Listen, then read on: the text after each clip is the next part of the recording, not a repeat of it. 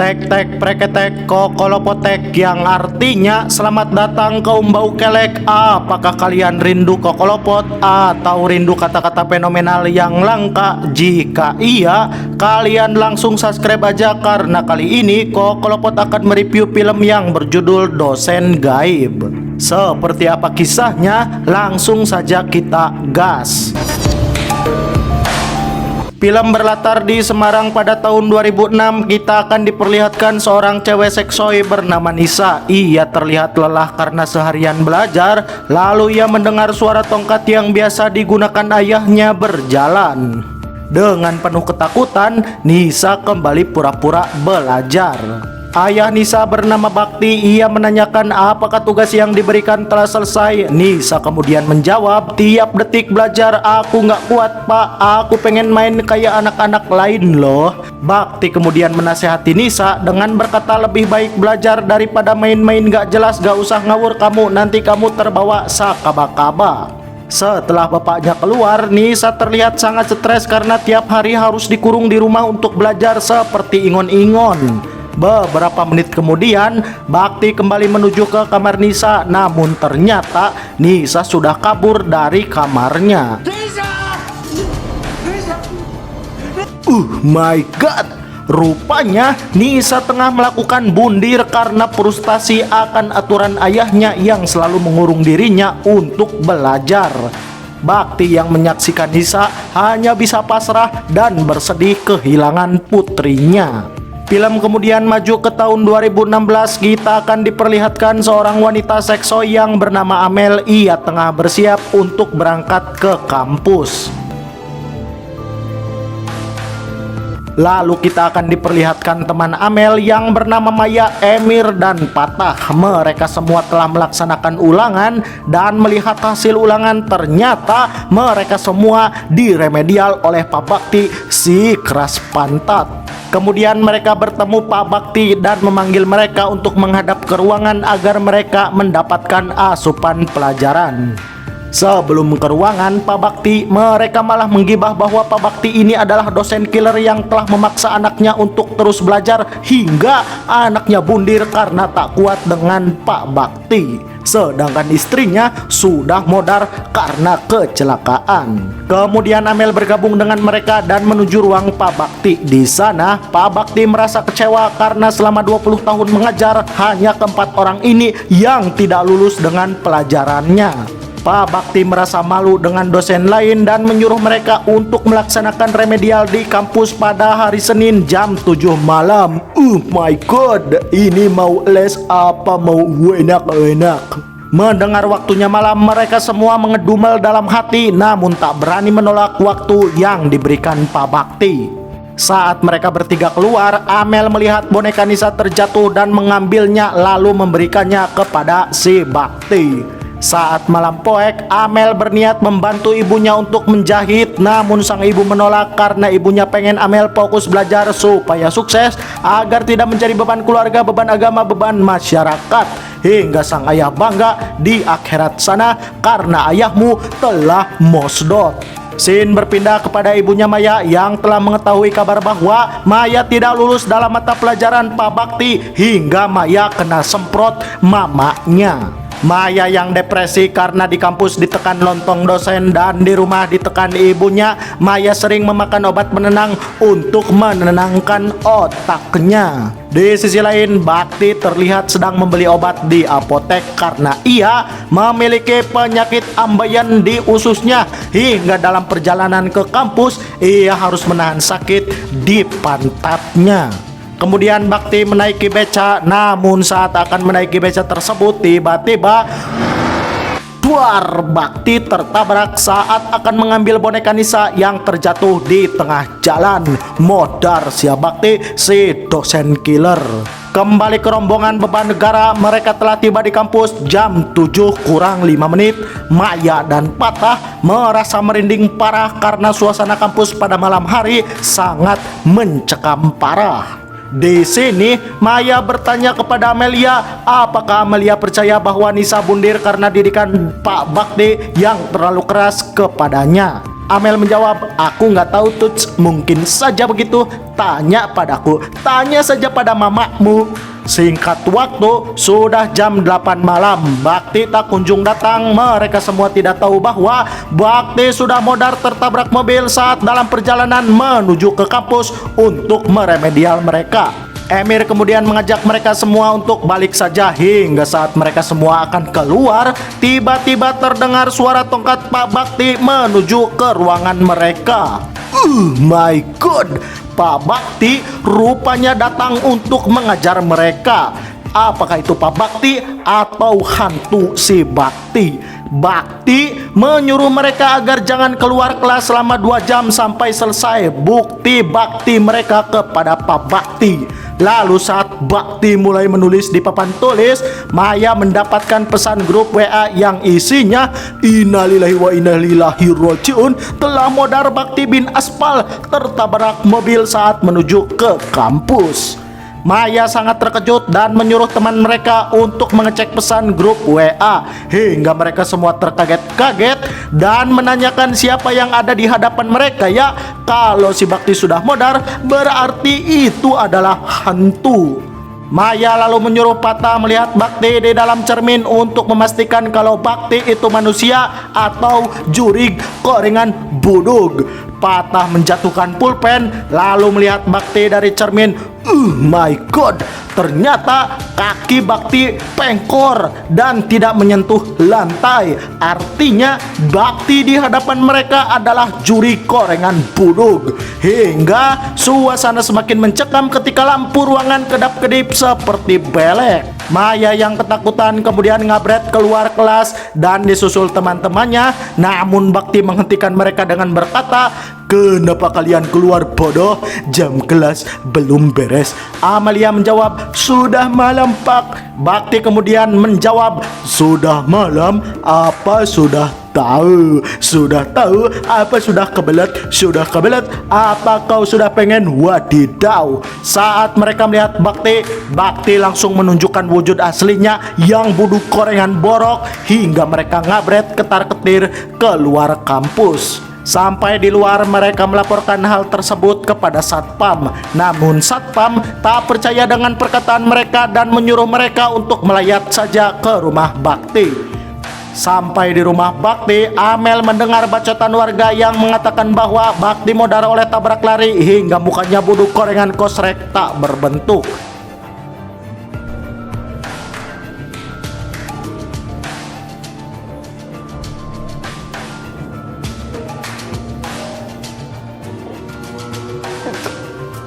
Besoknya, dosen Ita mengatakan kepada mereka bahwa mata pelajaran Bakti akan dialihkan kepadanya. Untuk itu, kalian harus belajar dengannya besok hari. Dan memperingatkan mereka semua agar tidak membahas arwah Bakti yang gentayangan. Maya menjelaskan bahwa mereka berempat memang benar melihat hantu si Bakti malam itu. Bu Ita mengatakan bahwa mereka semuanya halusinasi karena ketakutan dengan Bakti, si dosen killer buduk korengan mukanya petot. Saat malam poek, Bu Ita merasa ada sosok yang tak kasat mata terus memperhatikannya. Hingga tiba-tiba Bakti mengatakan kalau 4 mahasiswa itu adalah tanggung jawabnya. Jadi Ita jangan ikut campur, nanti kau akan kubus no. Ia yang ketakutan langsung ngabret dan menabrak rak hingga ia tertimpa barang-barang di atasnya. Kembali kepada Maya dan temannya, mereka semua sedang membahas keluarga Bakti yang menghilang saat pemakaman Bakti dilakukan. Mereka bertanya-tanya kemana sebenarnya keluarga Bakti. Maya yang keluar ruangan, ia melihat hantu si Bakti dari kejauhan. Hingga saat Maya ngabret keluar kelas, ia terjatuh dari tangga. Melihat Maya terjatuh, teman-temannya langsung menolong Maya. Lalu Samsul memberitahu bahwa Bu Ita sedang koma di rumah sakit karena teror hantu si Bakti. Hingga Mel merasa bahwa akhir-akhir ini banyak sekali kejadian di luar Nurul yang membuat semuanya ketakutan parah. Emir yang tak ingin berpikir negatif langsung meyakinkan mereka bahwa kejadian ini bukanlah teror hantu Bakti, namun hanya kecelakaan biasa saja. Amel yang masih merasa ketakutan mengajak mereka semua untuk melaporkan keganjilan ini kepada Pak Sarip. Sampai di rumah Sarip, Amel dan temannya meminta izin untuk melakukan doa bersama di dalam kampus sekaligus mendoakan arwah Pak Bakti yang terus bergentayangan. Sarip kemudian mengingatkan mereka bahwa jika tujuannya memang seperti itu, maka kegiatan ini harus tertutup dan jangan sampai fakultas lain tahu. Sarip tidak ingin kampusnya terkenal angker karena kejadian tersebut. Malam harinya penyakit kecemasan Maya kembali kambuh. Ia sangat merasa ketakutan mengingat hantu Bakti yang budug mukanya. Untungnya ada Amel yang menyadarkan Maya dan mengajaknya menuju ke kampus untuk melakukan doa bersama. Singkat waktu, saat mereka melakukan doa bersama, tiba-tiba hantu Indo memang suka main lampu. Kekuatannya seperti PLN masih saat suasana semakin mencekam, Patah merasa bahwa Bakti seperti ada yang ingin disampaikan kepada mereka. Maya menambahkan bahwa malam itu harusnya mereka semua tidak keluar kelas sesuai arahan Pak Bakti, persis seperti kejadian anaknya yang dilarang keluar rumah atau akan mati. Emir kemudian menegur Maya agar jangan banyak bacot kau beban negara, nanti semua menjadi ketakutan dasar kau. Setelah itu teror hantu si Bakti semakin menjadi-jadi. Dari pengeras suara, Pak Bakti memanggil mereka untuk masuk kelas dan melaksanakan remedial, hingga membuat mereka semua ketakutan, terutama Maya yang tak mau nasibnya sama seperti Nisa. Besok paginya Amelia bertanya kepada sang ibu apakah ibu percaya ada arwah yang gentayangan. Ibunya menjawab percaya, dan biasanya arwah akan gentayangan apabila ada urusan dunianya yang belum selesai. Amel pun bertanya-tanya jika ibunya benar, lalu urusan apa yang belum Bakti bereskan di dunia ini. Apakah kematian Nisa masih menjadi... Amel lalu pergi ke tetangga Pak Bakti dan tetangga tersebut membenarkan bahwa anaknya Pak Bakti modar karena tekanan dari si Bakti. Di sisi lain, Patah yang sibuk membaca komik melihat Emir masuk ke kamarnya dengan raut wajah yang sangat dingin, hingga tiba-tiba melihat arwah Bakti. Patah sangat ketakutan parah. Begitu juga Emir, ia mendapatkan teror dari arwah Bakti yang bergentayangan. Lalu mereka semua ngabret keluar rumah.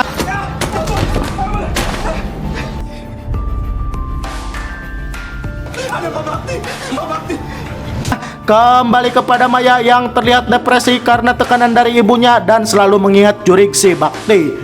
Maya pun ngabret, lalu ia diteror arwah Bakti hingga Maya modar terjatuh dari lantai 2. Modar si Maya.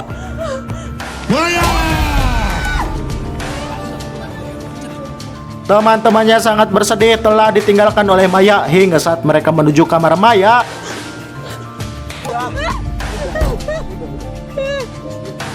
mereka menemukan obat menenang dan mereka semua merasa gagal tidak bisa menjaga Maya. Memang mereka si beban negara, beban teman, beban keluarga, dan lain-lain kau ya.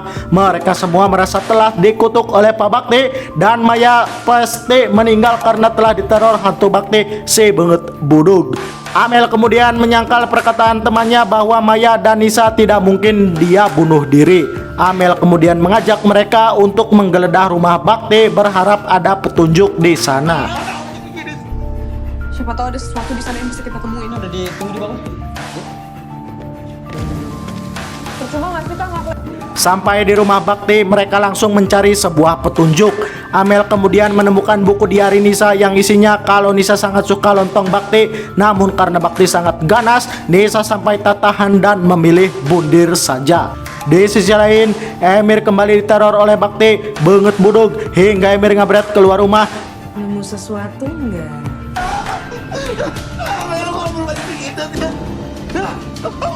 Di sini, Samsul datang dan menanyakan kenapa mereka berada di rumah Bakti. Samsul mengatakan bahwa mereka seharusnya tidak melakukan perbuatan ilegal ini, nanti disangka maling. Amel kemudian mengatakan bahwa kami capek selama ini selalu mendapatkan teror dari hantu si Bakti. Untuk itu kami mencari barang bukti di rumah si Bakti. Samsul kemudian menjawab bahwa kejadian yang mereka semua alami adalah halusinasi karena Bu Ita koma itu disebabkan ia memiliki penyakit epilepsi di pantatnya dan sudah beberapa hari tidak minum obat. Bisa jadi kematian Bu Ita membuat mereka ketakutan dan berhalusinasi.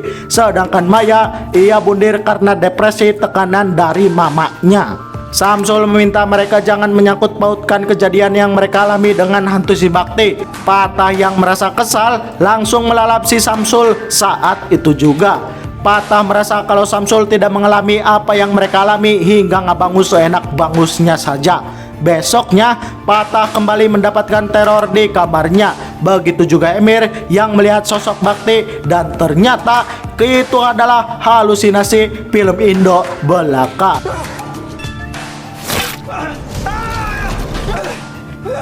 Paginya Amel mengajak mereka untuk kembali masuk ke dalam kelas Pak Bakti malam-malam untuk menyelesaikan urusan Pak Bakti agar tidak bergentayangan dan meneror mereka terus-menerus.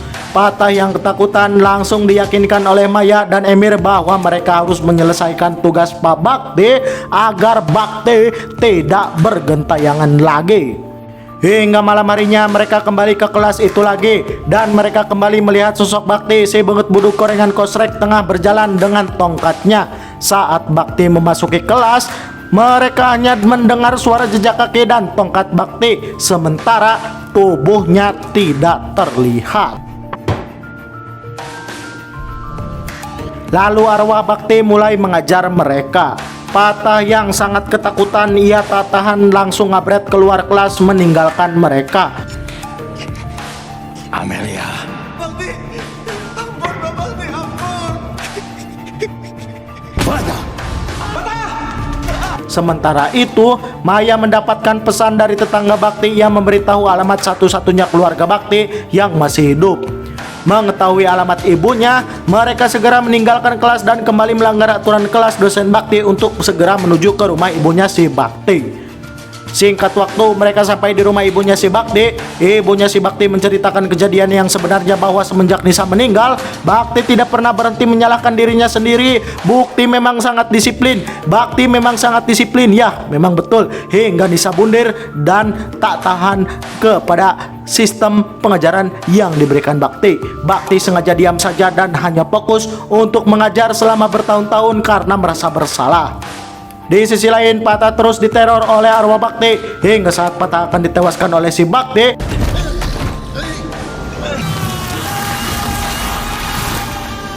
Amel dan Emir datang menyelamatkan Patah. Mereka bertiga akhirnya sadar bahwa telah melanggar aturan Bakti untuk kedua kalinya. Hingga arwah Bakti marah dan mulai meneror mereka. Namun lagi-lagi film Indo banyak unsur halusinasi karena sebenarnya Emir sedang memukul dirinya sendiri. Di sini Patah dan Emir memukul satu sama lain karena di pandangan mereka ia melihat Bakti dan harus memukulnya. Amel yang mencoba melerai malah terlempar keluar ruangan hingga Amel dihukum oleh si Bakti.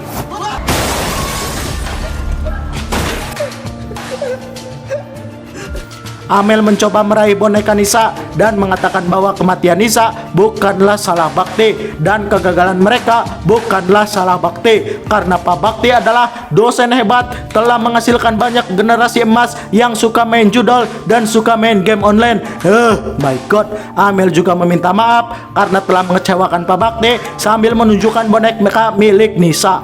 Bakti kemudian mengingat masa lalunya bahwa Bakti sangat dekat dengan Amel. Bahkan Bakti sempat ingin memberikan boneka Nisa kepada Amel.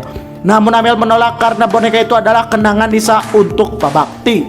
Kemudian Bakti muncul dengan wajah tampan dan mempesona. Setelah Bakti sadar dan menyelesaikan tugasnya di dunia, arwah Pak Bakti akhirnya pergi dengan damai bersama anaknya si Nisa. Besoknya mereka bertiga meminta maaf kepada Samsul atas kejadian kemarin. Film kemudian maju ke tahun 2025. Di tahun ini kampus mereka sangat maju dan menghasilkan generasi emas pemain judul dan pemain game online yang durhaka kepada orang tuanya, suka mencuri. Hingga Bakti bangga dengan generasi tersebut. Film berakhir, Kokolopot pamit, capek nggak bacot, bacot adalah seni, jangan tersinggung, bye-bye.